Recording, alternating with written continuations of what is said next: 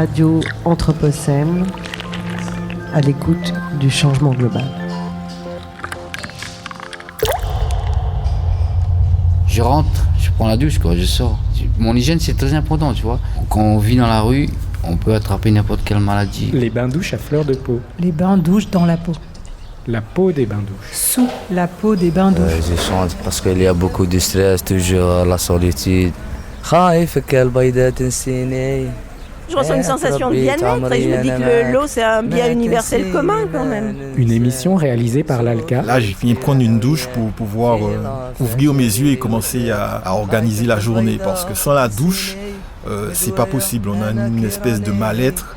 Sur Radio Anthropocène. Il faut se sentir neuf pour pouvoir commencer. Donc c'est comme un café. J'ai tendance à boire l'eau sous laquelle je me lave. Parce que mon âme s'abreuve très bien, je suis à l'aise.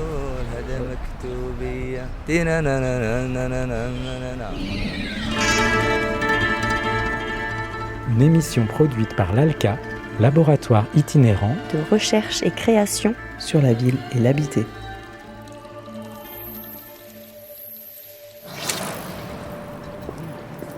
Nous sommes le 22 mars, Journée mondiale de l'eau.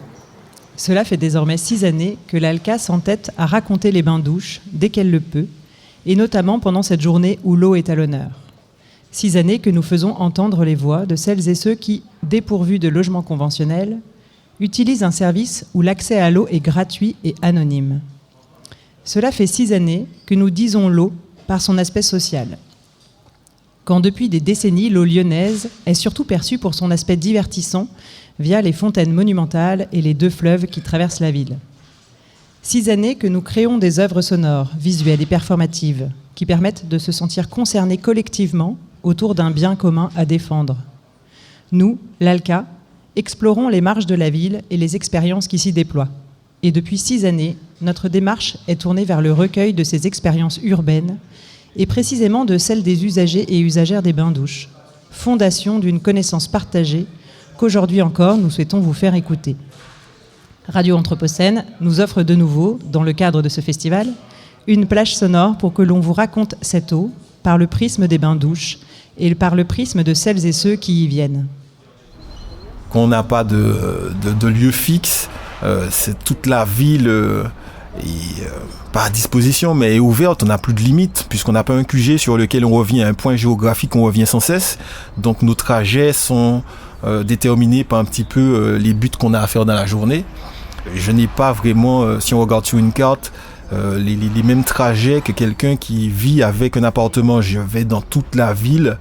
Et si par exemple aujourd'hui je dois aller au CCAS qui se trouverait au nord, en y allant je risque de passer la nuit là parce que justement je n'ai pas d'attache fixe. Et donc toute la ville du nord au sud, d'est, ouest sont des points dans lesquels j'ai peut-être besoin d'aller, ça dépend en fonction. Et je peux me retrouver à dormir dans n'importe quel endroit et c'est ce qui se fait. D'ailleurs, au bout de 3 mois, j'ai l'impression de connaître la ville beaucoup plus que ceux qui certainement un circuit classique parce que je suis obligé de chercher un endroit pour dormir, pour laver mon linge, pour chercher à manger parce que ça m'est déjà arrivé de faire appel à la maraude. Et donc, au bout d'un moment, on devient spécialiste, comme tu disais, un petit peu de la ville dans ce schéma-là. Les bains-douches sont un des hauts lieux de l'hospitalité. Lorsque l'on est sans logement ou sans logement conventionnel, on est alors contraint de se déplacer dans la ville pour bon nombre de ses besoins. Manger, dormir, rêver, se laver, faire l'amour, chercher son courrier et d'autres encore. Ces déplacements confèrent à l'habité précaire une morphologie particulière. Nous parlons d'habité éclaté, une sorte de constellation qui, chaque jour, se renouvelle en fonction des besoins, des lieux où on a dormi la veille et des lieux dans lesquels on doit se rendre. Comme le dit Louis Michel, qu'on vient d'entendre, la journée s'organise dans les déplacements vers ces lieux. Les bains-douches de Gerland en sont un. On choisit d'y venir avant un rendez-vous ou après son travail, le matin pour se réveiller. Aujourd'hui encore, et nous espérons plus pour très longtemps, les bains-douches de Gerland sont les derniers de la métropole. Situés dans le 7e arrondissement de Lyon, ils sont assez bien desservis par le métro ou le tram. Arrêt de Bourg et arrêt Gerland. Plus précisément, ils se trouvent au fond de l'impasse des Lesserres, Impossible de passer devant si vous ne souhaitez pas vous y rendre. Difficile à trouver pour certaines personnes qui souhaitent y aller. En 2018, des bains-douches, on voit la cheminée de l'usine d'incinération, on voit les champs, les terrains abandonnés. Les bains-douches sont alors au bout ou au bord de la ville qui s'étend vers le nord. Ils s'arriment à cette frange, tant bien que mal, malmenés par les mouvements de la ville. À cette époque, les 5 derniers bains-douches en fonction dans les années 2000, ont déjà été condamnés. Ceux de Gerland se courbent, mais ne plient pas. Ils résistent. Et puis, les constructions les ont rattrapés. En 6 ans, ce paysage de lisière de ville devient un paysage de zone d'activité. De nombreux immeubles sortent de terre et un quartier tout entier voit le jour, donnant l'illusion d'une nouvelle géographie inclusive pour les bains-douches. Illusion, bien sûr, car aujourd'hui encore, aucun panneau de signalisation n'indique leur localisation. Un service public difficile à trouver, nous répètent certaines personnes. En fait, c'est au début, dans les premiers contacts rue Sébastien Griffe avec Foyer Notre-Dame des Sans-Abri, qu'on avait dans un petit livret des adresses comme ça pour se laver, pour laver son linge, pour les soins d'urgence dentaire, les soins d'urgence de médecine générale. La preuve, je suis là. La nécessité des bons vieux bains-douches, comme on les appelait avant, reste une actualité tout à fait contemporaine, importante et nécessaire en 2019, parce que c'est la possibilité pour un certain nombre de gens à la limite de la bascule et pour lesquels rester propre, c'est le dernier échelon avant que le fléau ne se déséquilibre définitivement, ne serait-ce que pour ces populations-là, c'est indispensable. Un maire va vous dire, ça coûte combien ? Personne ne pourra répondre à cette question par un coût. C'est juste impossible. Par contre, la nécessité sociale de l'équipement, elle, moi j'attends que quelqu'un essaie de me démontrer le contraire, on va rigoler. Mais ce qui est dommage, c'est qu'on conditionnalise souvent ces établissements à ce que j'exècre qui s'appelle la politique politicienne. Et ça, il ne faut surtout pas. L'évolution de l'habitat en milieu urbain, surtout depuis que je suis élu, regardez, constatez, ça n'a rien à voir, il n'y a plus besoin de vos saloperies. Eh bien non. Eh bien justement, non. Mais a priori, au train où vont les choses, et compte tenu des directions que prennent les différents événements, non seulement c'est pas de moins en moins utile, mais c'est de plus en plus nécessaire et indispensable, même si sur un mois ça vous empêche, ne serait-ce qu'à une poignée de personnes de ne pas basculer, quand je parlais du fléau tout à l'heure, eh ben, les finances de la municipalité doivent pouvoir vous faites un peu moins de ronds-points qui servent à rien et vous faites un peu plus de... Vous conservez un minimum de ces endroits-là. Ça fait partie de ces choses, je pense, pour un édile de choses à vraiment à sanctuariser.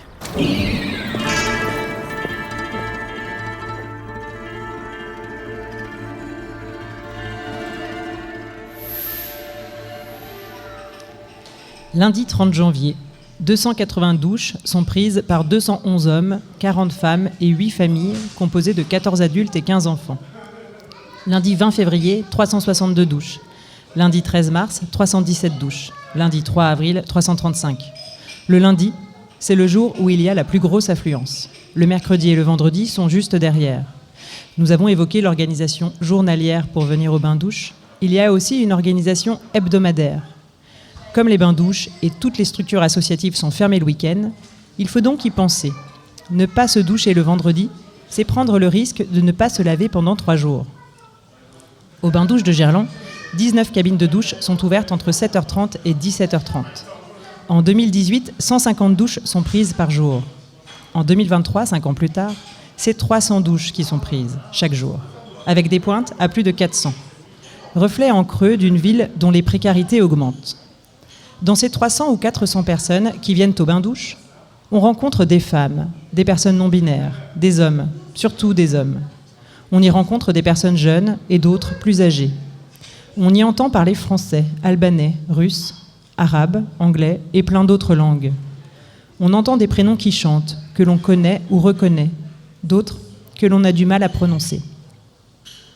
Certains et certaines disent venir d'ailleurs, de pays juste à côté ou de plus loin. Ruben arrive d'Espagne et McQueen du Nigeria. Il et elle ont souvent un parcours de migration comme Camara, mais pas que.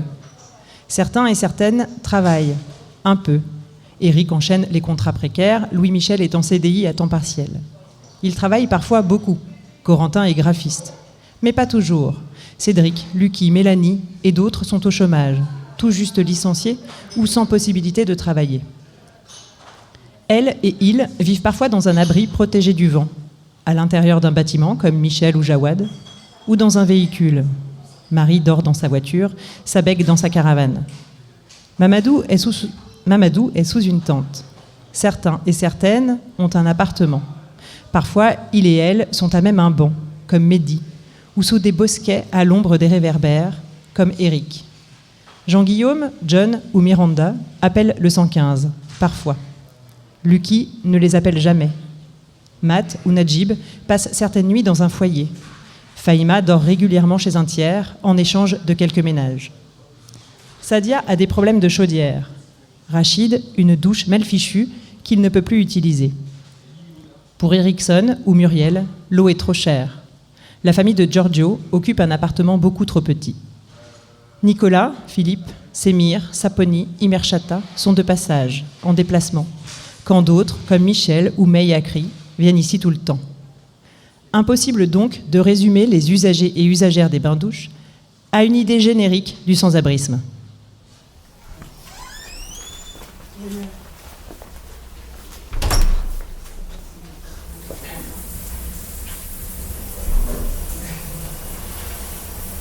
Je m'appelle Soumari Mohamed, je suis né le 2 octobre 1989 à Conakry. J'ai grandi là-bas, j'ai fait tout mon cursus là-bas et après j'ai pris mon vol pour l'Europe. Ici je dors dans un petit endroit où j'ai trouvé, donc voilà, le soir je vais là-bas, je dors tranquillement et voilà. Au début, des fois quand mon frère était là, j'allais prendre la douche, je ne connaissais pas cet endroit, mais j'ai découvert, c'est quand même bien entretenu, ils sont accueillants ici, donc ils désinfectent tout le temps, ce qui est important, parce qu'on n'est pas à l'abri, on ne connaît pas les gens, c'est un espace public, donc voilà. À chaque fois que je viens là, ça se passe bien, je prends ma douche, je pars tranquillement. Vous savez, l'hygiène et la propriété, on l'apprend quand on est enfant, on commence à t'apprendre certaines logique et principe de la vie. Lave-toi les mains, brosse-toi les dents, il faut que ça soit propre. Donc même si tu es dans des conditions du dehors, tu te laves quand même souvent les mains. Des fois le week-end quand c'est fermé, ça m'arrive de faire 1 jour et demi sans prendre de douche. Mais je prends une bouteille d'eau, je vais dans un coin, je me brosse les dents, je lave mes mains. Donc voilà. Pour moi le plus important c'est désinfecter le corps. Le corps c'est comme... je dirais, c'est comme une machine. Une machine, tu es obligé de l'entretenir. Donc, ça, c'est des trucs classiques, basiques. Que ce soit moi, mon frère, mes soeurs, ça, c'est naturel.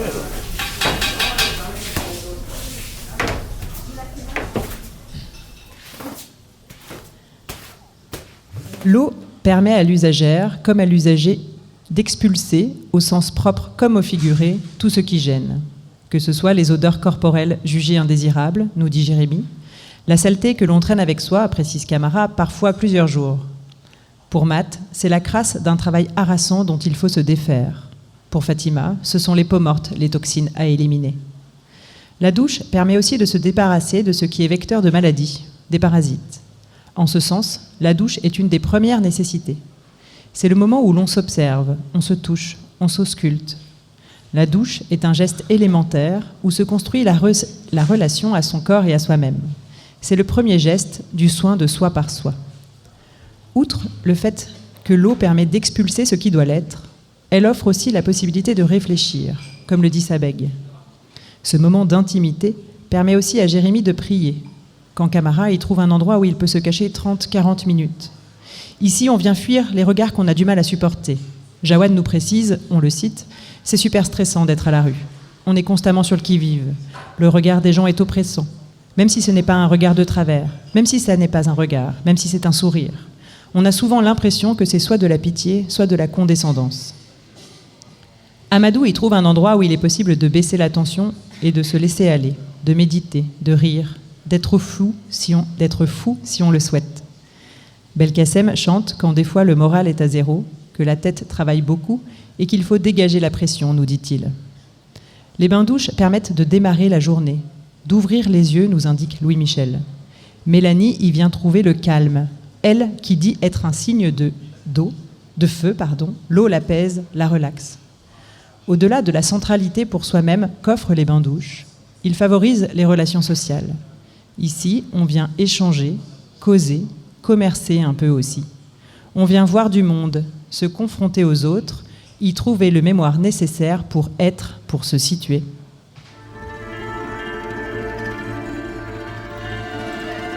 Les bains-douches à fleur de peau. Les bains-douches dans la peau.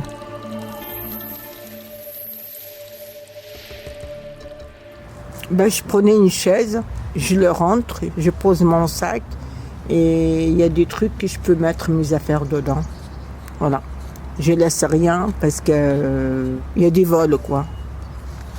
Une fois, j'ai laissé mon manteau, à peine j'ai sorti, et le monsieur, il veut prendre le manteau, je dis arrête, c'était le mien.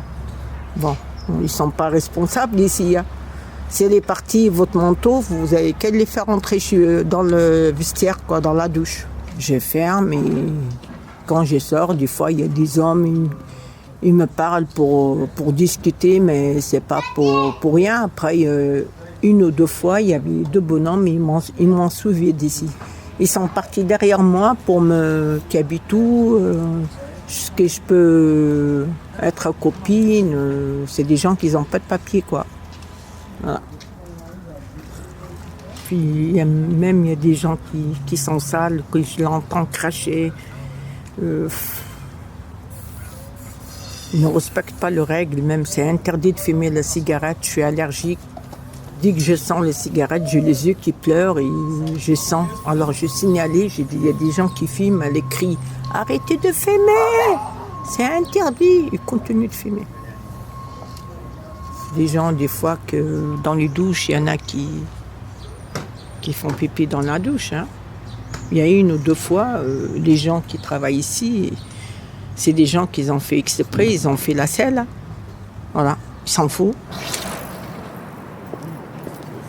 Les bains-douches sont un lieu où l'on se rencontre et où on s'évite, où le trivial se mêle à l'intime, la pudeur côtoie l'indifférence et où la rudesse du dehors s'estompe, se polit. Les corps s'y délassent et les pensées s'y apaisent. Les bains-douches sont un lieu de contrainte et de liberté, d'intimité dans un lieu public. Les odeurs des corps et de leurs émanations se mêlent aux parfums de savon, de déodorant, de javel. Les corps se montrent au lavabo ou se dérobent dans l'entrebâillement des portes de douche. La lumière est vive, blanche, toujours. Les sons craquants des boutons poussoirs, des clés, des portes, des départs de lave-linge, des robinets, des fins de cycle du sèche-linge, de l'interphone, bruyants, claquent dans la moiteur et l'humidité. Le tumulte des voix est aussi ponctué par les gargarismes, la radio d'un téléphone, un chant, un crachat, un rire éclatant ou pudique. Et il est accompagné par l'eau qui se déverse en permanence. Elle s'écoule des douches, elle est projetée par les karchers, ravalée par les WC. Elle se répand sur toutes les surfaces et dans l'air. Au centre, de chacune des deux ailes, l'espace est organisé autour d'un module central, avec 2 bancs en bois et 4 miroirs qui surplombent 4 lavabos. Certains usagers et usagères posent leurs affaires sur le banc, le temps de choisir une douche. S'y déshabillent, suspendent leur manteau, se rasent ou se brossent les dents. C'est seulement après qu'il ou elle entre dans une cabine. Des fois, c'est l'inverse. On traverse l'espace en un rien de temps. On l'utilisera après la douche, peut-être, pour se sécher les cheveux, se les brosser ou se maquiller. La douche, justement, on y entre seul. Jamais à deux, c'est interdit. Elle offre le cadre intime où il est possible de bénéficier d'un moment à soi. Elle se compose de 2 sous-espaces. Dans la première partie, un banc et des patères permettent de se déshabiller. Dans la seconde, après avoir appuyé sur le bouton poussoir minuté, on peut se laver et profiter des bienfaits de l'eau.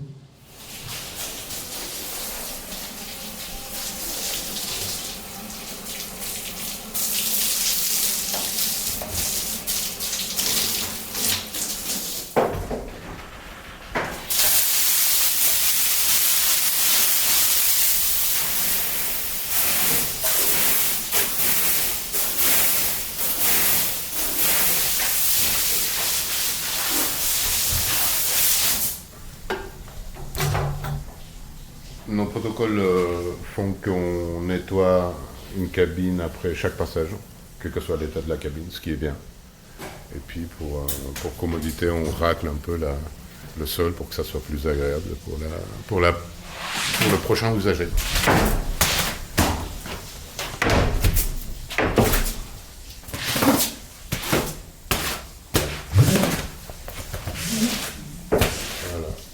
La cabine elle est prête à être réutilisée.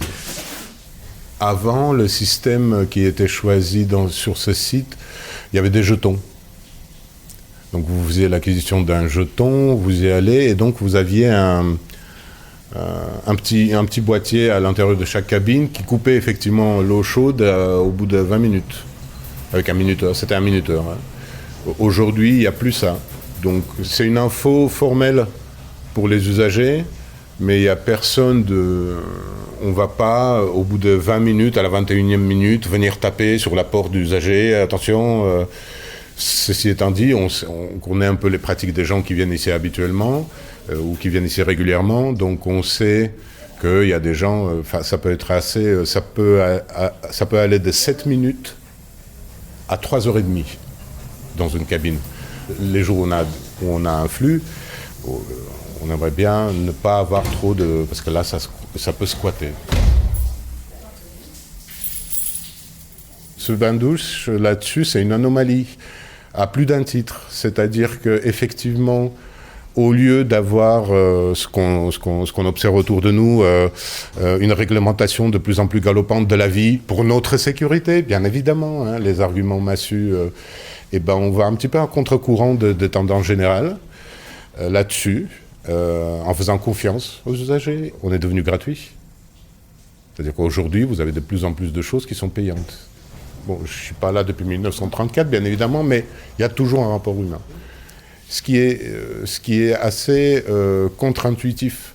C'est-à-dire que dans un lieu qui traite de quant à soi, de l'intime, on aurait pu croire finalement que pour que l'usager se sente à l'aise, il faudrait que le personnel soit invisible, hein, pour ne pas le stresser davantage, pour ne pas... Et puis finalement, non, ça passe... Il y a toujours une interaction. Alors, bien évidemment, il y a une distance qui est salvatrice pour l'usager et pour l'équipe, hein, mais c'est une constante, par contre. Le rapport humain est une constante.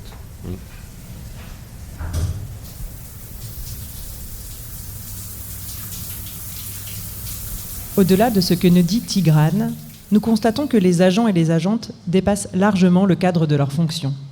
Car ils et elles sont tour à tour, et en toute discrétion, gardiens et gardiennes de clés et de téléphones, de chiens et de vélos, coiffeurs et coiffeuses, pédicures, blanchisseurs et blanchisseuses. Ils et elles rassurent, accompagnent, traduisent les panneaux écrits bien souvent seulement en français. Ils et elles portent une attention particulière pour certaines des personnes qui, elles, connaissent depuis plusieurs années. Marie-Ange a protégé une jeune femme de son proxénète. Thérèse et Siem ont géré les premiers soins d'un accouchement, quand Jean-Luc a facilité le dépôt d'une demande de logement pour ne raconter que quelques-uns des actes de prendre soin qui ponctuent la vie des bains-douches.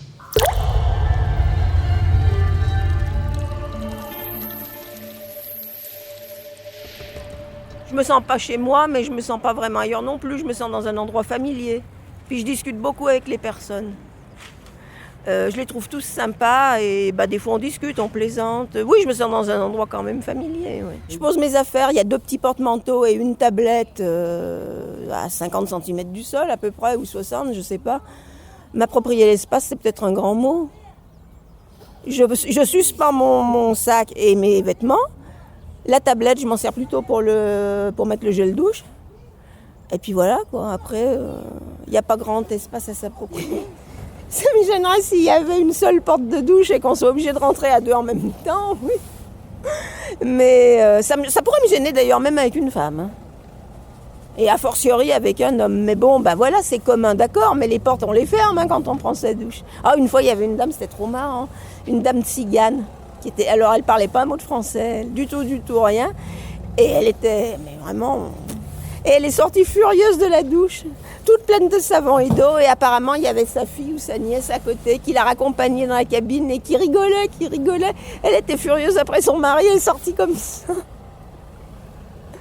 Et je crois, je suis pas sûre, mais je crois avoir compris que c'est parce qu'il avait pris tous les échantillons qu'on distribue. Elle n'en avait plus, elle était furieuse. C'était super marrant. Ici, on est donc dans un lieu familier. Ici, on se connaît et on se reconnaît. Certaines personnes viennent plusieurs fois par semaine, parfois chaque jour. Les pratiques au sein des bains-douches, comme tout espace intérieur public, surpassent celles prévues de l'hygiène, offrant des sphères d'intimité bien plus grandes que celles des espaces publics ouverts. Ici, on se permet d'avoir des habitudes. Tout en permettant un rapport familier au lieu, les bains-douches sont aussi appréciés pour l'anonymat qu'ils offrent et qui rend aussi possible la relation. On y vient faire hospitalité, rencontrer l'autre. Mélanie évoque la nécessité d'être tranquille pour que puissent avoir lieu des petits secrets qui se passent comme ça, par le bouche à oreille, ces petits filons qui se refilent de main en main. Pour Michel, l'important est que les bains-douches ne changent pas d'objectif. Il ne faut pas qu'ils deviennent un accueil de jour, parce qu'après, ça risque de perdre ce côté fluide. C'est bien de garder ce truc de passage. Ce truc de passage, comme il dit, permet une très grande mixité. C'est une certitude. C'est parce que c'est un lieu public qui propose un service inconditionnel et anonyme qu'il est extrêmement utilisé. Même si, mais il faudrait une autre émission pour en parler, les femmes l'utilisent beaucoup moins que les hommes. Les bains-douches sont un point d'ancrage dans l'habité. Un point d'ancrage qu'il est urgent de multiplier. Il faut en faire d'autres, des plus grands, des plus petits. Certains doivent avoir pignon sur rue, quand d'autres doivent permettre plus de discrétion. Dans certains, on pourra y faire plein d'activités, quand dans d'autres, il ne sera possible que de passer sous l'eau. Des serviettes et du savon, on en trouvera en accès libre dans certains d'entre eux. Quand dans les douches qui ouvriront dans toutes les bibliothèques de la ville, les musées et les centres culturels, il faudra se renseigner à l'accueil. Chaque quartier aura son bain-douche. Plus familial ici, plus sportif là, ouvert le week-end dans le centre et tard le soir dans l'est de la ville. Ce 22 mars 2024, on rêve donc des villes qui auront toutes leurs bains-douches. Et bain-douche signifiera la mise en réseau de nombreux lieux d'accès à l'eau pour se laver et prendre soin de soi. Nous sommes pour cette émission au Pilot, juste à côté des bains-douches de Flesselles, fermés en 2016. Alors que la nouvelle mandature municipale initie une réflexion participative sur l'avenir de ce bâtiment et le programme à y installer, nous nous prenons à rêver de réouverture de douches publiques en son sein. Nous rêvons aussi de cette autre bain-douche qui devrait voir le jour un peu plus au sud de la ville. D'ailleurs, est-ce qu'on ne pourrait pas imaginer que la loi impose aux communes la construction ou la mise à disposition d'une douche pour celles qui sont habitées par au moins, disons, 15 000 habitants ? Ça serait dingue, ça. Bon, en fait, ça aurait pu.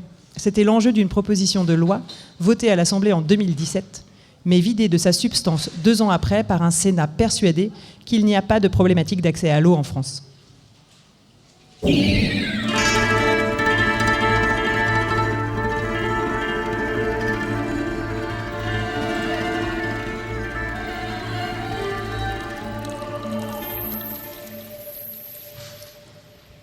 Et voilà, c'est la fin de notre grande lecture. Regard sur les bains-douches de Gerland, au lieu de l'hospitalité, et de ces 6 années que nous y avons passées à rencontrer, discuter, échanger, réfléchir, créer, imaginer, rêver, tenter de transformer la ville avec les usagers et usagères, agents et agentes, mais aussi certains et certaines élus et services techniques.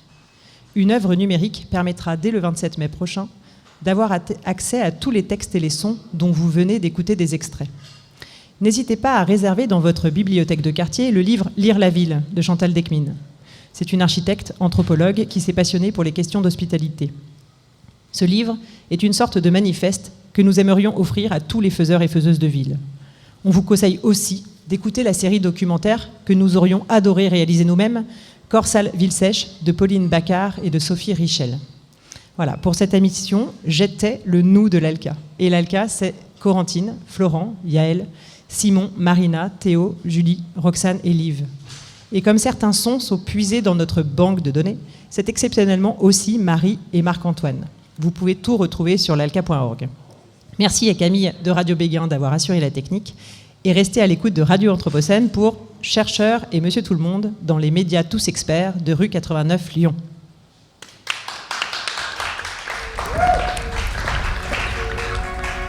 Radio Anthropocène.